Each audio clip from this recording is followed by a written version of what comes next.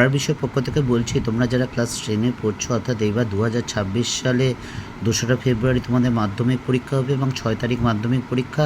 তার আগে 3রা নভেম্বর থেকে প্রায় প্রত্যেক স্কুলের টেস্ট শুরু হবে, তবে অবশ্যই 13ই নভেম্বরের আগে শেষ হবে।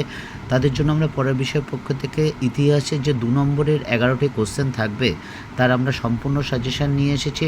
তোমরা জানো 2 নম্বরের 8টা চ্যাপ্টার আছে, প্রত্যেকটা চ্যাপ্টার থেকে 2টো করে 2 নম্বরের প্রশ্ন আসবে।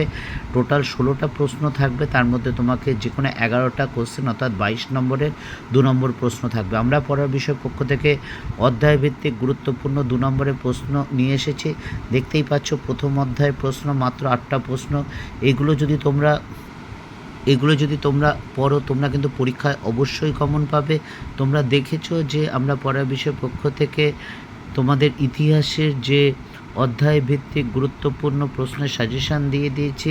এছাড়া প্রত্যেকটা চ্যাপ্টারের যে বিগত বছর অর্থাৎ 2017 সাল থেকে 2025 সাল পর্যন্ত অবজেক্টিভের উত্তর, এছাড়া 2 নম্বরের যে প্রশ্নের উত্তর, এই যে তৃতীয় অধ্যায়ের যে 2 নম্বরের গুরুত্বপূর্ণ প্রশ্নগুলো সেগুলো দেখতেই পাচ্ছ।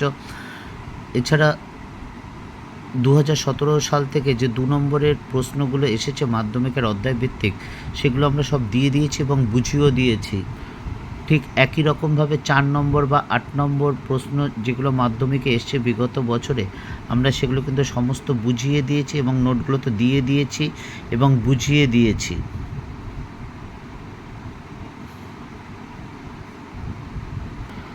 এবার দেখো পঞ্চম অধ্যায় 2 নম্বরের গুরুত্বপূর্ণ প্রশ্ন।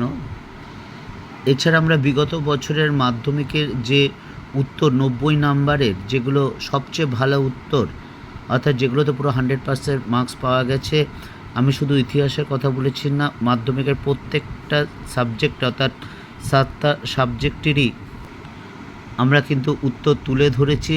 কোনগুলো যেগুলো পর্ষদ কর্তৃক নির্ধারিত সবচেয়ে ভালো উত্তর হয়েছে সেগুলো।